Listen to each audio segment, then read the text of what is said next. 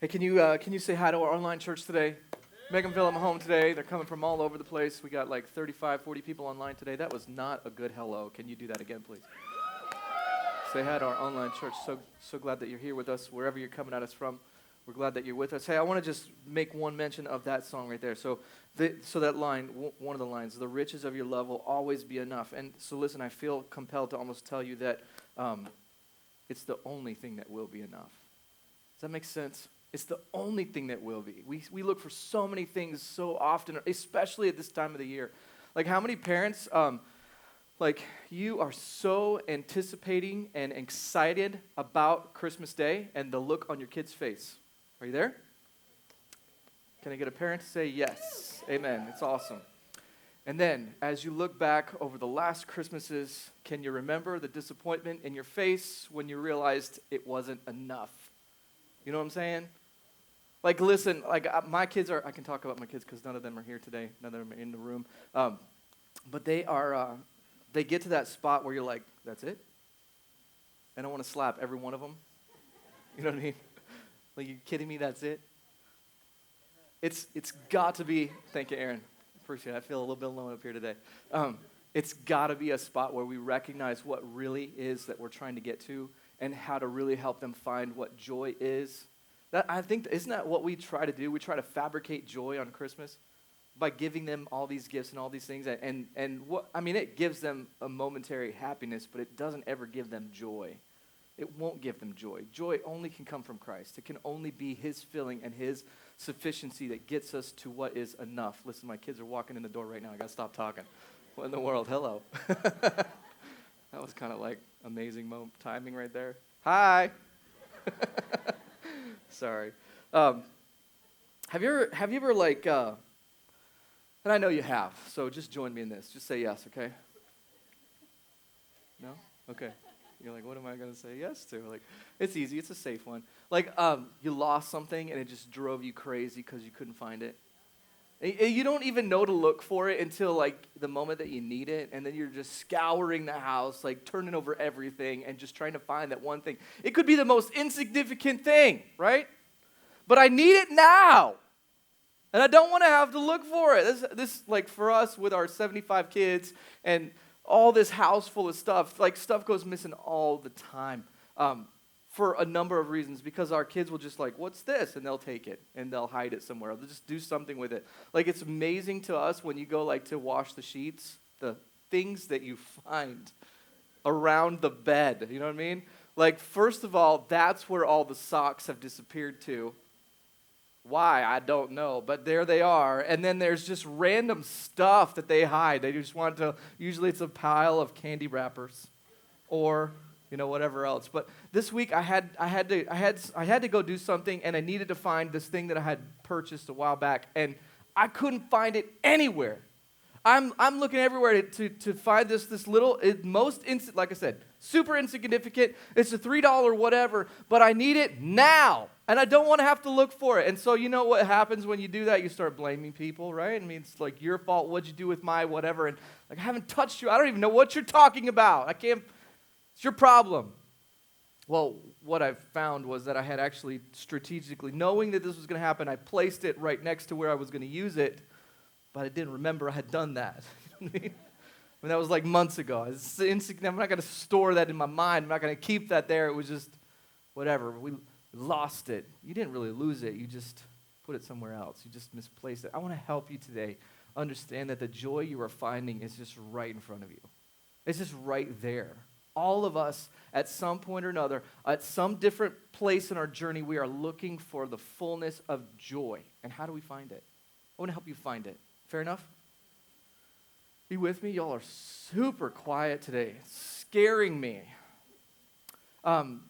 First of all, maybe a couple things. I just really feel like we should just be a little bit more informal today. But forgive me. So the first song that we sang today? Y'all know this first song that we sang today? Our little church wrote that song. That's a Grand Point Church original. Yes, sir. And it actually went over a lot better than I thought it would. Good job. we were a little collectively little nervous about how that was going to go down, but I just think that's pretty cool. Our little team put that together. Andrea put most of the lyrics into that song, so there you go. That's pretty cool. I also need to let you know that, man, we had a super fun time yesterday with our Christmas caroling thing. We had 60 people, somewhere around there, 58, 60 people. It was so good, and we so did ride the church bus, and we looked as ghetto as that sounds.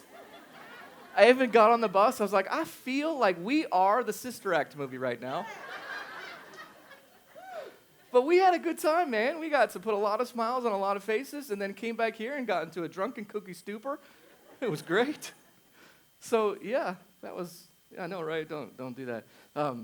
But we had a good time. And then I need to also let you know about something special that we're doing today. This is a surprise, so don't tell anybody. Can I do this when we're live streaming? I shouldn't do that. Probably shouldn't do that. Stay tuned. Yeah, probably shouldn't do that. We're going to do something at the 11 o'clock service that's not happening right now, okay? So, you should be here. Yeah, that's probably all I can say. I know, I'm sorry. So, if you want, you're like, what in the world? You're going to have to stick around. Where are we? I want to read to you a passage of scripture that is just so familiar. This is Luke chapter 1, verse number 26. And I'm going to read from the Passion Translation today. It says this: during the 6th month of Elizabeth's pregnancy, remember, we talked about we talked about Zach and Liz last week, right? Talked about Zach and Liz last week. Your prayer has been heard. I love that. During the 6 months of Elizabeth's pregnancy, the angel Gabriel, same angel that went to talk to Elizabeth, same angel, okay? He's a busy guy, was sent from God's presence to an unmarried girl named Mary with blue balloons, right? I'll wait. I mean, come on. That's the best I got for today. Living in Nazareth, a village in Galilee, she was engaged to a man named Joseph, a true descendant of King David. Now, listen, I want to dive into this just a little bit. We're going to look at Mary for just a few minutes today. We're actually going to dive into the same story and talk about Jesus a little bit next week. But you need to know this, they're going to present like Jesus, Mary and Joseph's lineage and what they're trying to do. You want to see this in every gospel, only 2 of them. John doesn't include a lineage at all, a history, a family, ancestry.com. He's not there because the Son of God, a God, doesn't have a lineage. He's just there. And so John presents Jesus as the Son of God. Well, that's it. It's just God and Jesus. And I think, who's the other one that doesn't include an ancestry? Is it Mark? I think it's Mark. Mark doesn't do it either. And the reason why is because Mark presents Jesus as the servant of man, and a servant wouldn't have a lineage either. So the other 2, Matthew and Luke, include this. And from this passage from Luke, Luke wants to trace Joseph's ancestry all the way back to Adam, I believe. And he hits, he does, for real. But he hits like the line of David. And what it's important for us to understand is because that fulfills a prophecy. It actually said that Jesus was going to be in the line of David, that David was going to be the great, whatever grandfather of the Messiah. So it's there, and it's important for him to know that. But what we need to understand is that it says this in this verse, that he was a true descendant of King David. Well, why is that important? It's because that they want you to know that this king, this Messiah that's about to be promised, that's about to be like, here he's coming, this is the fulfillment of what's been spoken of, what we talked about 700 years prior during the first week of this series. That's important to know. It's a useless tidbit of information for you to understand today, but in the grand scheme of things, you need to understand that that was a big deal. It's a big deal that that's there. He is a true descendant of King David. Now, I think it's also ironic and important that this is said of Joseph, because Joseph wasn't actually like an earthly relation to Jesus, was he? No, he was just like stepdad, sort of. He's been given like this amazing gift of being able to be in a fatherly role of this Son of God. Now, it's really peculiar and interesting that you can find, or you can see that Joseph isn't mentioned after Jesus is 8 years old. I have no idea why. It's really peculiar. I would love to find out why is there just this like Here he is. You see, we're going to talk about this in the first week in January, where Jesus and Mary and Joseph go to the temple. They go to their annual, pilgrimage to Jerusalem. And after that, you don't ever hear of Joseph again. Why? Something happened to him? Did he die? Did he leave? What happened to this guy? I don't know. If you have the answer, let's talk. Anyway, next verse says this. Gabriel appeared to her and said, "Grace to you, young woman, for the Lord is with you. And so, because of that, you are anointed with great favor." I just love the fact that he just says, the Lord is with you, and because the Lord is with you, you have great favor. Do you feel like you have great favor today? Not a trick question. Do you feel like it? I mean, I think you can, and maybe you don't. I think the reality that we need to get to is that it really is based beyond feeling. You need to understand that it's just there. It's there. The Lord said he will be with you. I got some verses for you. This is like scattered all throughout the Bible. Joshua 1:9, he said this to Joshua. He says, "Have I not commanded you be strong and courageous? Don't be frightened and don't be dismayed, for the Lord your God is with you." But not just anytime. He says, wherever you go. He's like, I'm with you all the time. Isaiah 41:10, he says, "Fear not, for I am with you. Don't be dismayed, for I am your God. I will strengthen you. I will help you. I will uphold you with my righteous right hand." Matthew 28:20, he said, this is kind of midpoint, but he's telling us, his eventual servants of church growth, right? He says, "Go and teach them to observe all that I have commanded you, and behold, I am with you always to the end of the age." And Zephaniah 3:17, how many of you read that book this morning? Zephaniah 3:17, "For the Lord your God is in your midst, a mighty one who will save. He will rejoice over you with gladness. He will quiet you by his love. He will exalt over you with loud singing." I like that one. I kind of want to read that book now, right? No? Yes. Okay, good. Hebrews 13:5 says, "Keep your life free from the love of money and be content with what you have. For he has said, I will never leave you, nor forsake you." And Psalm 23:4, y'all know Psalm 23, probably the most recognized psalm in all the Bible, Psalm 23:4. "Even though I walk through the valley of the shadow of death, I will fear no evil, for you are with me. And your rod and your staff, they comfort me." Listen, if there's ever a question that you might have about the Lord's favor on or around you, it might be some supernatural thing to have that Mary may or not have had, but you need to understand that the Lord is with, as much as the Lord was with her, he is with you. Make sense? It's not some special thing about Mary that God is going to choose her to do this amazing supernatural event. It's the fact that he was with her, and because he was with her, she had great favor. And you need to know that when you walked into church today, you walked in with him. And because you walked with him, you have great favor. What does great favor mean? It means the same as grace. It's the same thing. The unmerited favor of God is the same as the unmerited grace of God. You walk hand in hand with God's grace. And that is huge. Because you're not getting what you do deserve. You're beyond it.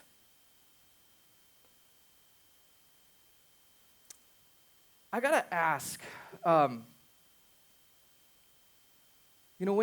really want to just drill down into Mary just for a minute, because when we get this, it says, this angel says, Gabriel, grace, he's holding his blue balloons, and he says, "Grace to you, young woman." Like, we typically read the Bible through the filter of our own culture. Understand? And so when it says that she's a young woman and she's engaged to be married, we immediately get in our mind this 21 to 29-year-old young woman who's ready for this, and she's anticipating, this amazing event that's going to happen. And why wouldn't this be a joyous occasion? Yeah, it's a little bit obscure and peculiar how this is all going to come about, but we get in our mind that she's equipped, right? And y'all know where I'm going with this, but how old do you think Mary actually was? I mean, because like I said, we interpret the Bible through our own reality. Well, culture in that day was that a young woman engaged was between 12 and 16 years old. this is not a young woman. This is like an old child. You know what I'm saying? Like, this is ridiculous. Like, I look at this story and I'm like, why would God choose this? Like, how in the world is she going to actually be able to do this? And I also had to think about, like, for a moment, like, think about this for just a minute. How much do you entrust to your children? You laugh. Because I had to think through this for just a minute. I mean, I have a 12-year-old son, and I'm like, let me cut that for you. You know what I mean? Why? Well, because I remember the time when I was like 9, and I about sliced my finger off, cutting an apple. So I'm like, no, let me do that for you. You know what I mean? You precious little thing, sit down before you hurt yourself. We immediately want to like protect them and keep them safe and secure. And here's the God of the universe saying, Gabriel, go talk to that 12-year-old and let her know that she is going to be the mother of the Son of God. What? Not only is she just an old child, but she's essentially going to be a single mom. Wow. Like, this puts everything in a different perspective because it totally goes outside the confines of what we would entrust God's Son to. First of all, it kind of tells me that maybe am I trusting my kids with enough opportunity? You know what I mean? Like, can I grant them a little bit more? Can I give them a little bit more opportunity to mold and to make who they are as children of God rather than sons of Kevin? Does that make sense? I also came to the kind of this understanding that the Lord looks at them with much more favor and ability than I ever will. I mean, what would the Lord come to my children over and say, hey, I've got this for you? And then they're sequentially going to come to me and say, hey, Dad, Kevin, or God, talk to me about this. What do you think? And what's my response going to be? I mean, can you imagine the conversation that Mary had with Dad? Hey, Dad, this angel came, and he brought me blue balloons, and he told me I'm going to have a baby, and he's going to be the Son of God. I mean, do you realize how hard this must have been for her? How difficult it must have been for her to walk into this zone? Look at her response. She says this. The angel, he continues on. He says, he will be supreme, be known as the Son of the Highest. I don't want to dive into that today. And the Lord will enthrone him as king on his ancestor David's throne. He will reign as king of Israel forever, and his reign will have no limit. And so naturally, Mary is going to say, but how could this happen? I'm still a virgin. And Gabriel answered, the Spirit of holiness will fall on you, and the Almighty God will spread his shadow of power over you in a cloud of glory. And isn't that always how it happens? Let that sink in for a minute. I just need to let you know, because all of us immediately go to that how question. Like, let's displace ourselves for just a minute from what's actually happening here, okay?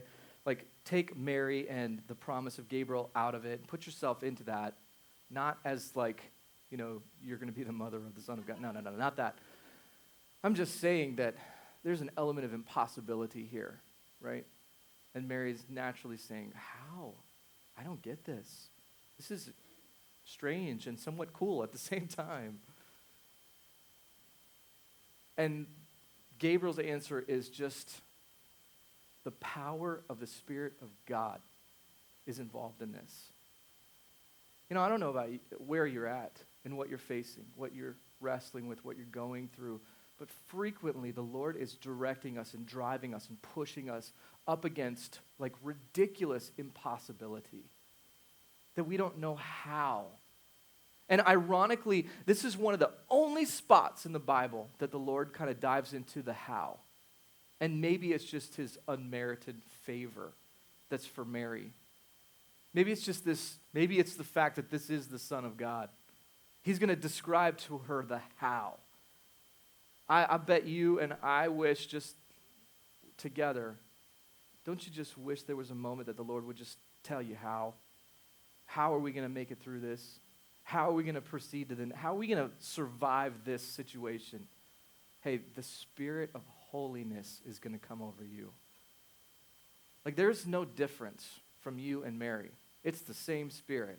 It's the same power. It's the same understanding. Like, let his encouragement to her through the how be the same one that you have for you. Well, that's how. Listen, I don't know all the details, but I just know that he's how. Okay, let's just understand that he is the how, right? We can survive with that. And then he says this is why the child will be born to you, will be holy. He will be called the Son of God. What's more, your aged Aunt Elizabeth will also become pregnant with a son. The barren one is now in her 6th month. And listen to this, not one promise of God is empty of power. For nothing is impossible with God. Not one word that he speaks in your direction is empty of power, because he stands behind it. It's not. Y'all should be just a little bit more excited about that. And then it says this. Check this out. This has got to be 12-year-old Mary. Nothing else. Because Mary responded saying, this is so cool. This is amazing. I will be the mother for the Lord. And as his servant, I accept whatever he has for me. Can you just say, I accept? Now, can you say it like you mean it? I accept. That's good. Now, what were you saying that about? Because, we don't really know. I love this element of, like, super naivety, because she has no clue what she's going to face in the coming years. But she just is like, this sounds awesome. It sounds like you got it figured out. I'm in. Now, let's just contrast this for just a minute about the story we talked about last week. Because almost the same set of situations, almost the same set of impossibilities, right? And here we've got Zach and Liz, and this same angel comes to Zach and says, in your old age, you're going to have a baby boy. Your wife's going to have this baby. And his immediate response is, you expect me to believe this? I mean, why is it that for a 12-year-old to accept the impossibility of God based on the word of an angel, and yet this old guy who's got all this biblical experience and church knowledge is like, you expect me to believe that? And then I kind of wonder, like, where you fall in the mix. Because it just seems like as we grow older and as we get more mature and experienced in our world and our walk, our belief system tends to erode. And it just kind of goes away. We begin to lose over time this childlike faith that just believes that God can do anything.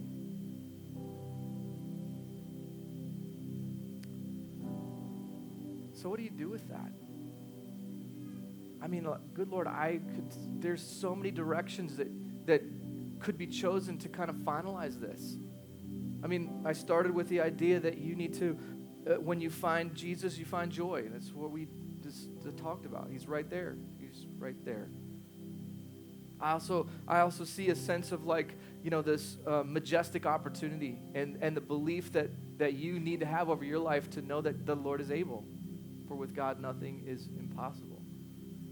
Like, you need to claim that. You need to understand it. You need to own it. How about the favor of God that sits and rests over your life? Maybe that's what you need to take home with today. There's so many different angles that you could wrestle with and understand. And I think the only fitting way to wrap this up is just for you to put yourself in front of this holy God and say, God, this is where I'm at, and this is what I believe you're speaking to me about today, and this is where I need to go with it. So why don't you do that? Why don't you just take a moment right now with your heads bowed and your eyes closed and just get in front of this God? What is it? What are you facing? What's the impossible that you're looking at, that you're wrestling through? And in your mind and your way and your power and your strength, there's just no way. Couldn't it be sometimes that the Lord leads us to those impossibilities because he wants us to understand his strength? what's impossible to us is just a flick of a wrist for him. God, I want to pray over this church. Lord, the more I get to know you, the more I see, the more I get involved in church and in these people's lives, the more I realize and understand that you are just constantly driving us and directing us towards greater trust. You just want us to trust you. You just want us to depend on you. And so, God, I pray today. I pray today for us as individuals, as God followers, Lord, that we would see these elements and these threads of impossibility, and we know that you are faithful and that you are good and that you are kind and that you are honest and that you just want us to see you in your greatest power. And God, I know that in this church and in this body, Lord, there's so many stories of impossibility, Lord, that you have directed these people to. They're up against walls, they're in corners, they're up against so many different things that we cannot even fathom. And so, God, I pray that in this moment, in this season of their life, Lord, that they would see you. They would see and recognize, Lord, your great power and your delight in showing off, Lord, your strength and your splendor. Lord, give them the strength of hope to continue on another day. And Lord, we just thank you so much for your grace and your mercy and your unmerited favor, Lord, that's to all of us that you are with.